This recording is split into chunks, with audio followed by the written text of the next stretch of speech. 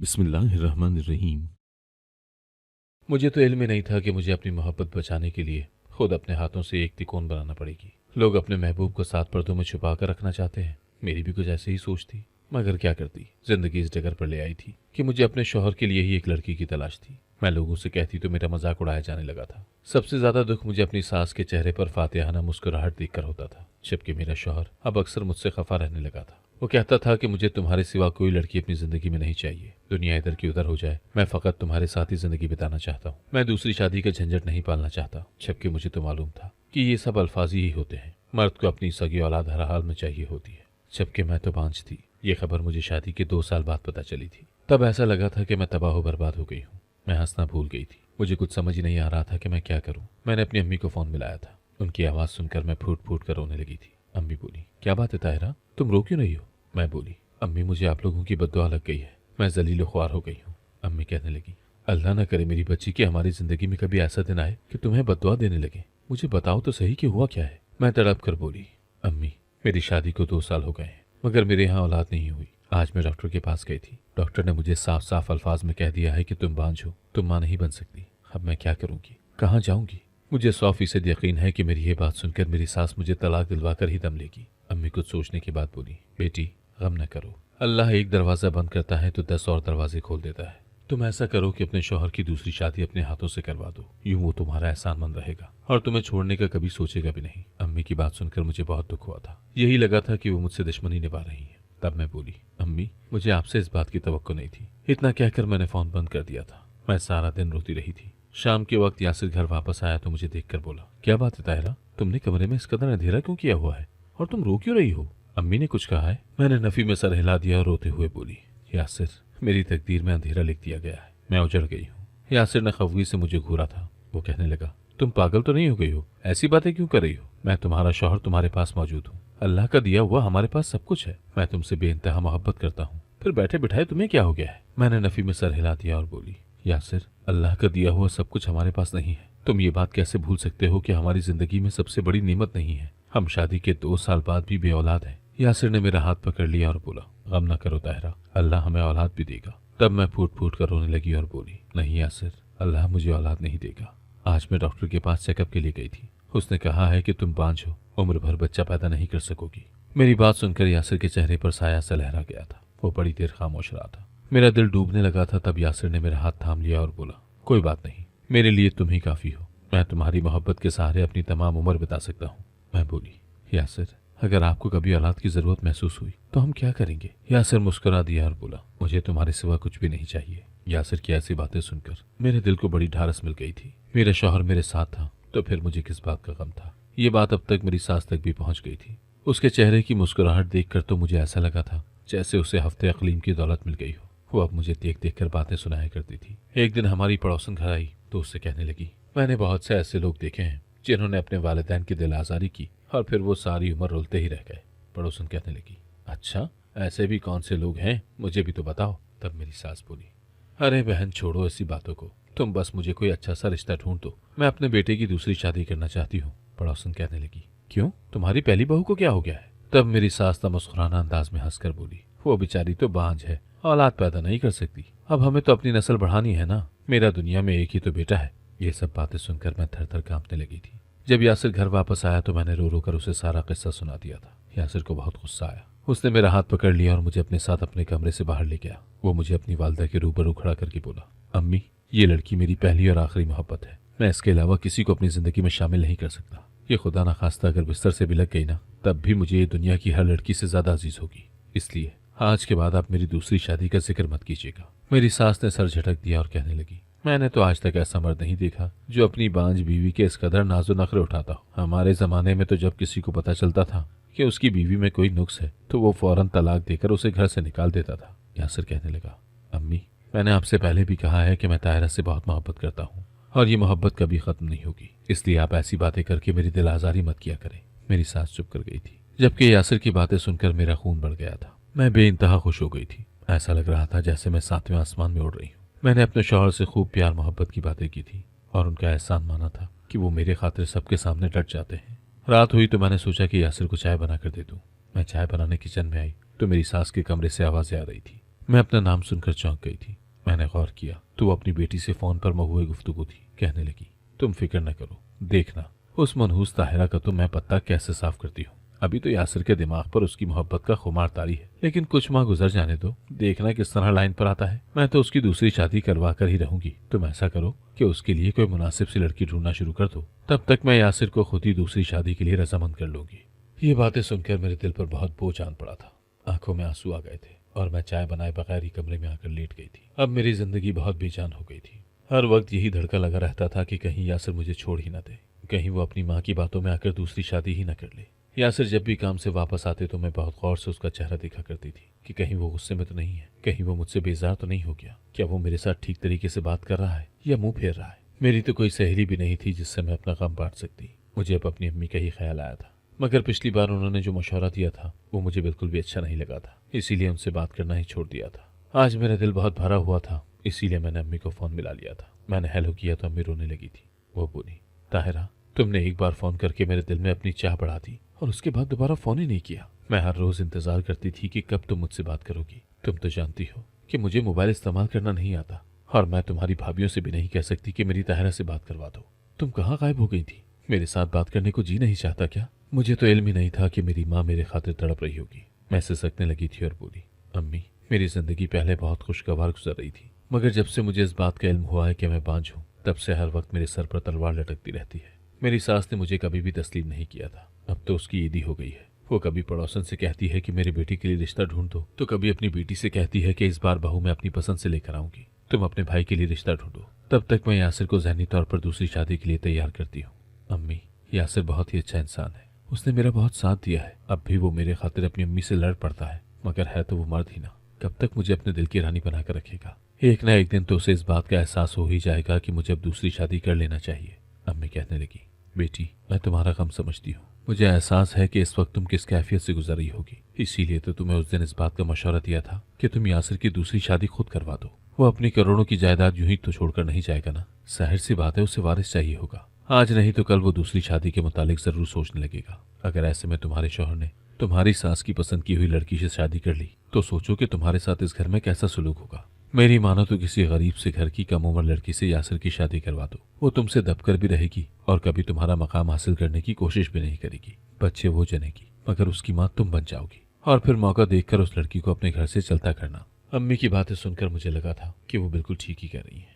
मैं बोली, अम्मी, आपकी नज़र में कोई मुनासिब लड़की हुई तो मुझे बताइएगा, मैं भी अपने तौर पर लड़की ढूंढने की कोशिश करती हूँ। अम्मी कहने लगी, गरीब से घर की लाचार लड़की ही तुम अपने शौहर के लिए लेकर आना, जो बिल्कुल ही सीधी सादी हो। ये ना हो कि तुम कोई बहुत तेज तर्रार सी लड़की ले आओ और फिर सारी जिंदगी हाथ मलती रह जाओ। मैं बोली, आप फिक्र न करें, मैं ऐसा ही करूंगी।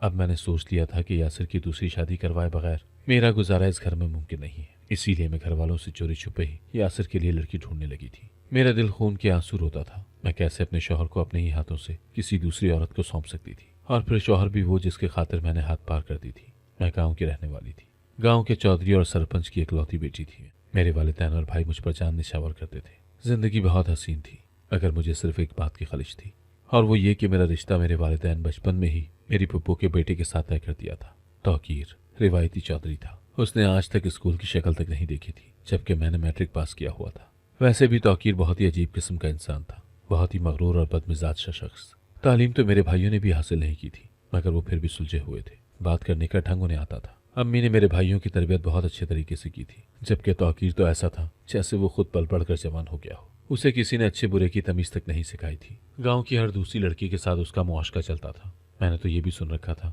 कि वो अक्सर लोगों को कहता फिरता है कि देखना शादी के बाद मैं ताहिरा को कैसे कस के रखता हूँ। उसकी सारी तालीम ना भुला दी तो मेरा नाम भी तौकीर नहीं। मुझे तौकीर से बेइंतहा नफरत हो गई थी। अम्मी से भी इन बातों का इजहार किया करती थी तो वो बहुत परेशान हो जाया करती थी। कहने लगी, अल्लाह बख्शे तुम्हारी दादी को, वो खुद तो फौत हो गई हैं, पीछे तुम्हारे लिए जहन्नुम का घड़ा छोड़ गई हैं। उन्होंने बचपन में ही तुम्हारा रिश्ता तौकीर के साथ तय करके बहुत बुरा किया था। अम्मी अब्बू से बात करती तो वो कहते कि कोई बात नहीं है, अभी तौकीर बच्चा है, खुद ही संभल जाएगा। खैर, चंद बरस पहले ही मेरे बड़े भाई ने गांव में अस्पताल बनाने की दरखास्त दी हुई थी। उन्हीं दिनों एक कमेटी गांव में आई थी। वो जमीन वगैरह का तयन करने आई थी और फिर गांव में एक बहुत ही बड़े से अस्पताल की तामीर शुरू हो गई थी। लोग अपने एहतियात लेकर गाँव आते थे। वो सब लोग ही अब्बू के डेरे में ठहरते थे। डेरे से होकर वो वापस चले जाते थे, मगर एक शख्स ऐसा भी था जो वापस नहीं गया था। उसका नाम यासिर था। उसे गांव की आबो हवा बहुत अच्छी लगी थी, इसीलिए उसने अब्बू से इजाज़त लेकर अपना क़याम 2 हफ्तों के लिए बढ़ा लिया था। यासिर टिक कर नहीं बैठता था। वो हर वक्त गांव की सैर को निकला होता था। एक दिन मैं अपने दोस्तों के साथ अब्बू के फसलों की सैर को निकली हुई थी। जब मेरी नज़र यासिर पर पड़ी थी, वक्त तो जैसे ठहर सा गया था। वो मुझ में खो गया और मैं उसमें खो गई थी। नज़रों के इस चंद लम्हों के खेल ने बहुत कुछ उथल पथल कर दिया था। अब मैं हवेली में चोरी छुपे यासिर के दीदार की मुंतज़िर रहती थी। एक बार तो मैं डेरे ही चली गई थी। वो मुझे देखकर मुस्कुरा दिया था और कहने लगा, मुझे भी आपका ही इंतजार था। यासिर ने मुझे अपना मोबाइल नंबर दे दिया था। मैंने अम्मी के फ़ोन से उससे रब्ता किया था और हम दोनों की मोहब्बत परवान चढ़ने लगी थी। वो कहने लगा, मैं तुम्हें अपनी ज़िंदगी में शामिल करना चाहता हूँ। तब मैंने उसे तौकीर के मुतालिक सब कुछ बता दिया था। वो मेरी बात सुनकर बहुत हैरान हुआ था। कहने लगा, ऐसा कैसे मुमकिन हो सकता है भला? कहाँ तुम और कहाँ तौकीर? यासिर बोला, मैं तो तौकीर के साथ 2 मिनट खड़ा होकर बात भी नहीं कर सकता। मुझे उससे इतनी कोफ महसूस होती है, तुम उसके साथ कैसे गुजारा करोगी? तब मैंने कहा, तुम मेरा रिश्ता लेकर आ जाओ, हो सकता है मेरे वालिदैन को मुझ पर तरस ही आ जाए। यासिर ने हामी भर ली थी। वो वापस शहर चला गया था और पूरे 1 हफ्ते बाद अपनी बहन और वालदा के साथ वापस लौटा था। उसने मेरा रिश्ता मांगा था, मगर मेरे अब्बू ने यह कहकर इनकार कर दिया कि अगर हमारी बेटी का रिश्ता पहले से तय न हुआ होता तो यकीनन मैं आपको कभी खाली हाथ न लौटाता। मेरा दिल तो ये फैसला सुनकर ही सुकड़ गया था। एक तरफ यासिर जैसे उम्दा शख्स को खो देने का मलाल था, तो दूसरी तरफ तौकीर जैसे घटिया शख्स का खौफ। मैं हर वक्त रोती रहती थी। मेरी भाभी और अम्मी मेरी दिलजोई करने की कोशिश किया करती थी। एक दिन मैंने अब्बू से बात करने का फैसला कर लिया था। मैंने उनसे कह दिया कि मैं तौकीर से शादी नहीं कर सकती, फिर चाहे आप मुझे किसी लूले लंगड़े शख्स के साथ ब्याह दें, मैं एतराज नहीं करूंगी। अब्बू ने मेरे सर पर हाथ रखा और बोले, बेटी, मैं अपनी मरहूमा माँ की ख्वाहिश को रद्द नहीं कर सकता। मुझे बहुत दुख हुआ था उनकी बात सुनकर। मेरी आंखों में आंसू आ गए थे। मैं बोली, अब्बू, मरने वालों के पीछे एक मुझे जीते जी क्यों मारना चाहते हैं? तौकीर में क्या क्या बुराइयां हैं आप मुझसे बेहतर जानते हैं। अब्बू कहने लगे, कोई बात नहीं, वो वक्त के साथ साथ ठीक हो जाएगा। औरत अगर अच्छी और वफादार हो तो वो बद से बदतरीन मर्द को भी ठीक कर लेती है। मैंने नफी में सर हिला दिया था। मैं बोली, अब्बू, औरत मर्दों को ठीक करने वाली मशीन नहीं है। जो बुरा है वो सारी जिंदगी बुरा रहता है। कोई भी औरत मर्द को ठीक नहीं कर सकती। अब्बू ने मेरी तरफ एक नजर की और अपने कमरे से बाहर निकल गए थे। मैंने यासिर को फोन किया था। मैं बुरी तरह से रो रही थी। वो कहने लगा, तुम फिक्र न करो ताहिरा, मैं तुम्हें इस तरह से बर्बाद होने नहीं दूंगा। मैं तुम्हें लेने आ रहा हूँ। और फिर यासिर रात की तारीकी में मुझे लेने आया था। मैं भी उसके साथ चली गई थी। मुझे मालूम था कि मेरे इस इकदाम के साथ मेरे वालिद की बहुत रुसवाई होगी, मगर मैं मजबूर थी। मैं यासिर को खोना नहीं चाहती थी। खैर, हम दोनों शहर पहुंच गए थे। यासिर ने मेरे साथ निकाह किया और मुझे अपने घर ले गया था। मगर जब उसकी वालदा को इल्म हुआ कि यासिर मुझे घर से भगा लाया है तो उसने बहुत एहतजाज किया था। वो कहने लगी, बेटा, तुम गांव के चौधरियों का मुकाबला नहीं कर सकते। मुझे खौफ है कि वो तुम्हें कोई नुकसान ही ना पहुंचा दे। यासिर एक करोड़पति बाप की औलाद था। वो अपना बिजनेस संभालता था। मेरी सास जरा कदीमी ख्यालात की मालिक थी। उसने घर से भागी हुई लड़की को बतौर बहू हरगिज कबूल नहीं किया था। उसने मेरे और यासिर के दरमियान फूट डलवाने की हर मुमकिन कोशिश की थी। वो अपनी पसंद की बहू लाना चाहती थी, लेकिन यासिर एक बेहतरीन शौहर साबित हुआ था। उसने मेरा बहुत ख्याल रखा था। जिंदगी के हर मोड़ पर मुझे इज्जत दी थी, मान दिया था। मैं घर से भाग आई थी। उसके बाद मेरा कभी किसी के साथ कोई राब्ता नहीं हुआ था। ये भी शुक्र था कि मेरे वालिद और भाइयों ने मेरा पीछा नहीं किया था, नहीं तो मेरी जिंदगी जहन्नुम बन जाती। खैर, जहन्नुम तो अब भी बनी हुई थी, क्योंकि मुझे इस बात का इल्म हो गया था कि मैं बच्चा पैदा नहीं कर सकती। मुझे यही ख्याल आता था कि मेरे साथ ये सब मेरे वालिदैन की बद्दुआ के नतीजे में हुआ है। इसीलिए मैंने अम्मी को फ़ोन किया था। ये तो शुक्र था कि इन 2 बरसों में उन्होंने अपना नंबर तब्दील नहीं किया था। अम्मी से बात करके मेरा दिल हल्का फुल्का हो जाया करता था। वो माँ थी, उनका दिल मेरे लिए तड़पता था। खैर, अब मैंने अपने शौहर के लिए दूसरी बीवी ढूंढना शुरू कर दी थी। हालात जैसे भी थे, मैं अपनी सास के सामने हार नहीं मान सकती थी। आखिर मेरी रगों में भी तो चौधरियों का ही खून दौड़ता था। मैं अपनी सास की जिद के आगे अपनी जिंदगी तबाह नहीं होने देना चाहती थी। इसीलिए मैंने सास से चोरी छुपे मोहल्ले की एक औरत को चंद पैसों के एवज अपने साथ मिला लिया था। मैंने उससे कहा था कि तुम मुझे किसी मजबूर और लाचार सी लड़की का रिश्ता ढूंढ दो, और इस बात की भनक किसी को नहीं पड़नी चाहिए। खाला हाजरा मान गई थी। वो वैसे भी एक मजबूर सी औरत थी, बेवा थी, उसके आगे पीछे भी कोई नहीं था। चंद दिनों की तगदौ के बाद उसने बड़े खुफिया तरीके से मुझे अपने घर पर बुलाया था। उसने मेरे सामने एक लड़की की तस्वीर रख दी थी। मैं तो उसका हुस्न देखकर ही दंग रह गई थी। ऐसा लगता था कि वो चांद का टुकड़ा है। खाला हाजरा कहने लगी, ये लड़की भी यारो मददगार है, अपने चचा के घर रहती है। वालिदैन इंतकाल कर चुके हैं, मगर अब इसके चचा का बेटा इस पर बुरी नजर रखकर बैठा है। इसलिए चची चाहती है कि ये जल्द से जल्द अपने घर की हो जाए, ताकि उसकी जान को कोई वबाल न पड़ जाए। मैं उस लड़की की तस्वीर देखकर बोली, खाला हाजरा, मैं कभी अपने शौहर की शादी इस लड़की से नहीं करूंगी। इसका हुस्न तो देखो, मेरा शौहर तो इसके इश्क में पागल ही हो जाएगा। आप कोई और लड़की ढूंढ दे। खाला हाजरा कहने लगी, बेटी, ये रिश्ता बहुत अच्छा है, इसको हाथ से जाने मत दो। ये बहुत सीधी सादी सी है, तुम्हारे सामने खूब दब कर रहेगी। मेरा जी तो नहीं मानता था, मगर मैं कोई और रिश्ता ढूंढने से भी कासिर थी। इसीलिए निम्रा नामी उस लड़की का रिश्ता मैंने कबूल कर लिया था। मैं तस्वीर लेकर घर पहुंची तो बड़ा अजीब सा मंजर मुझे देखने को मिला था। मेरा शौहर एक सोफे पर बैठा था, जबकि मेरी सास और नंद उसके सामने बैठी हुई थी। मेरी नंद बोली, भाई आप एक 5 लड़की के साथ जिंदगी क्यों गुजारना चाहते हैं? मेरी माँ ने तो दूसरी शादी के लिए हामी भर ली। मैंने और अम्मी ने मिलकर आपके लिए बहुत ही खूबसूरत लड़की ढूंढी है, आप बहुत खुश रहेंगे उसके साथ। यासिर बोला, आप दोनों अब बस भी कर दो। मैंने पसंद की शादी करके कोई इतना बड़ा जुर्म नहीं कर लिया कि आप मुझे बख्श ही नहीं रहे। मैंने आपसे कह दिया है कि ताहिरा के अलावा मैं किसी को कबूल नहीं करूंगा। वो मेरी बीवी है और मरते दम तक मेरी बीवी ही रहेगी। जहाँ सास और नंद की बातों ने मेरा दिल छलनी कर दिया था, वहीं यासिर की बातें सुनकर मुझे बड़ी हिम्मत मिल गई थी। मैं आगे बढ़ी तो मेरी सास और नंद की नजर मुझ पर पड़ गई थी। वो बहुत ज्यादा घबरा गई थी। मैं सलाम किए बिना ही अपने कमरे में चली गई थी। थोड़ी देर बाद यासिर भी मेरे पीछे ही आ गया था। वो कहने लगा, ताहिरा तुम मम्मी और बाजी की बातों को दिल पर मत लेना, वो तो यूं ही कुछ भी कहती है। मैं बोली, यासिर आप दूसरी शादी कर ले। यासिर हक्का बक्का रह गया। वो कहने लगा, तुम ये क्या कह रही हो? मैं ऐसा हरगिज नहीं कर सकता। मैं बोली, यासिर मैं आपको दूसरी शादी की इजाजत देती हूँ, मगर आप मेरी पसंद की लड़की को ही ब्याह कर लाएंगे, अपनी वालदा की पसंद की लड़की को नहीं। यासिर कहने लगा, मैं तुम्हारे अलावा किसी को कबूल नहीं कर सकता, फिर वो चाहे तुम्हारी पसंद हो या अम्मी की, इससे क्या फर्क पड़ता है? मैं बोली, यासिर मुझे भी औलाद की ख्वाहिश है। आपकी शादी हो जाएगी तो हमारे घर बच्चे आ जाएंगे, मेरी तरसी हुई ममता को सुकून मिल जाएगा। यासिर ने इनकार कर दिया और कमरे से बाहर चला गया, जबकि मैं बैठी रोती रह गई थी। सच तो यह है कि मुझे औलाद की कोई ख्वाहिश नहीं थी। मैं तो ये सब बस यासिर को खोने के डर की वजह से कर रही थी।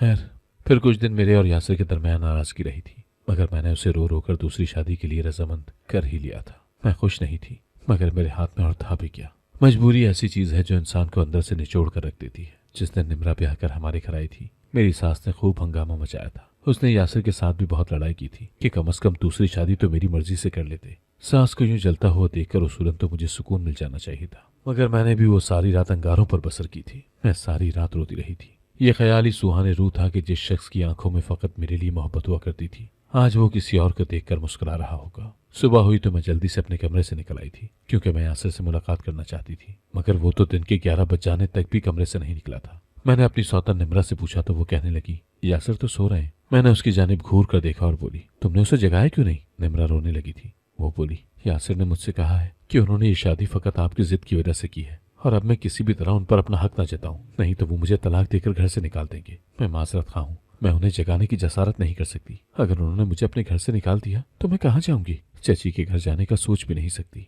मैंने दिले दिल में खाला हाजरा को दुआ दी थी। उसने सच में एक बहुत ही मजबूर सी लड़की मुझे ढूंढती थी। खैर, मैंने सोचा कि यासिर मुझसे नाराज होंगे, खुद ही जब मुंह ठीक हो जाएगा तो कमरे से बाहर निकल आएंगे, मगर मेरी ये खाम ख्याली ही थी। यासिर की शादी को 5 दिन हो चुके थे, मगर वो अभी तक कमरे से बाहर नहीं निकले थे। मुझे अब अजीब से वसवसे सताने लगे थे। इसलिए जब निम्रा किचन में मसरूफ थी तो मैं उसके कमरे में चली गई थी।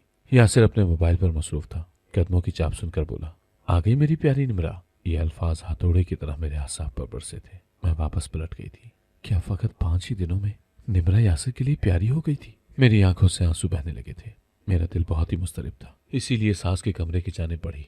तब पता चला कि मेरी तो नंद भी आई हुई है। मेरी सास अपनी बेटी से कह रही थी, हाँ फिर मेरे खेल को मानती हो? मैंने कैसी चाल चली कि सांप भी मर गया और लाठी भी नहीं टूटी। ताहिरा बेचारी को तो ये भी मालूम नहीं कि उसने अपने शौहर की शादी जिस लड़की से की है वो मेरी पसंद थी, और फिर यासिर भी पहली नजर में ही इस पर फिदा हो गया था। ये सब तो हाजरा की मदद से हुआ, नहीं तो पता नहीं है ताहिरा किसको ब्याह कर ले आती। ये सब सुनकर तो मैं थर थर कांपने लगी थी। मेरी सास बोली, मैंने ताहिरा को खाने में माने हमल की इतनी गोलियां खिलाई हैं कि वो बांझी हो गई। ये अल्फाज थे कि पत्थर जो मेरे वजूद पर बरस रहे थे।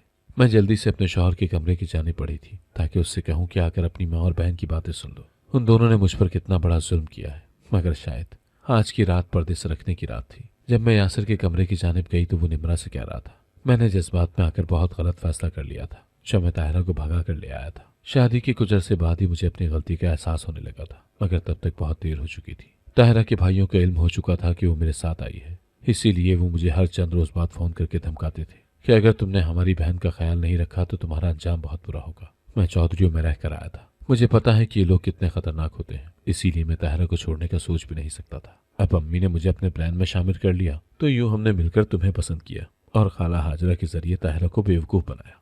हाय, मैं क्या सुन रही थी? ये वही यासिर था क्या जिसकी वजह से मैंने खुद को दांव पर लगा दिया? मैं दबे कदमों यासिर के कमरे में चली गई थी। वो मुझे रूबरू देखकर शौक रह गया था। उसे उम्मीद नहीं थी कि मैं उसका राज इस कदर जल्द मालूम कर लूंगी। मैं बोली, यासिर अगर छोड़ना था तो यूं ही छोड़ देते। मुझे बांझ बनाना जरूरी था क्या? किसी इंसान से अल्लाह की दी हुई नेमत छीन लेना उसका कत्ल कर देने के मुतरादिफ है। तुम सबने मिलकर मुझे कत्ल कर दिया। इतना कहकर मैं उस कमरे से बाहर निकल आई थी। वो मेरे पीछे आया था। कमरे का दरवाजा खटखटाता रहा मगर मैंने न खोला। जब वो मायूस होकर पलट गया तो मैं उस रात यासिर के घर और उसकी जिंदगी से हमेशा के लिए निकल आई थी। मैं अब एक शेल्टर होम में रहती हूँ। मैंने यासिर से तलाक नहीं ली थी क्योंकि अब मुझे किसी मर्द पर यकीन नहीं आने वाला था। तो फिर तलाक का क्या फायदा? मैं अम्मी से फोन पर बात कर लिया करती हूँ। वो मुझसे मिलने भी आई थी। मैंने अपनी जिंदगी शेल्टर होम के नाम कर दी है। बाकी मैं हूँ और यासिर की यादें। अगर आपको आज की कहानी पसंद आई है तो वीडियो को जरूर लाइक कीजिएगा और अपने दोस्तों के साथ भी शेयर कीजिएगा। और हाँ, अगर आपने अभी तक हमारा चैनल सब्सक्राइब नहीं किया तो जरूर सब्सक्राइब करें। मिलते हैं कल एक नई और दिलचस्प कहानी के साथ। अल्लाह हाफिज।